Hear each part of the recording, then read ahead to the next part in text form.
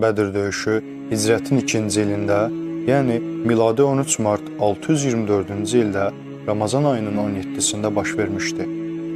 Döyüş Mədinə ilə Məkkə arasında yerləşən Bədir vadisində baş tutmuşdu. Bu ərazi strateji baxımından mühüm ticarət yollarının kəsişdiyi bir nöqtə idi. Döyüş hər iki tərəfdən seçilmiş döyüşçülərin təkbətək duelləri ilə başlamışdı. Müsəlmanlar tərəfindən Həmzə ibn Əbdülmüttəllib, Əli ibn Əbu Talib və Ubeydə ibn Haris bu duellərdə iştirak etmiş və qalib gəlmişdilər.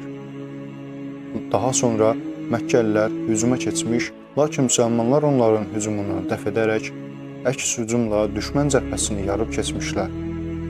Bu döyüşdə Məkkə ordusunun əsas liderlərindən biri olan Əbu Cəhl də daxil olmaqla bir çox mühüm şəxsiyyətlər həlak olmuşdular. Bədir döyüşü İslam tarixində ilk böyük hərbi qarşıdurma Hicaz bölgəsindəki Bədir adlı ərazidə baş vermişdi.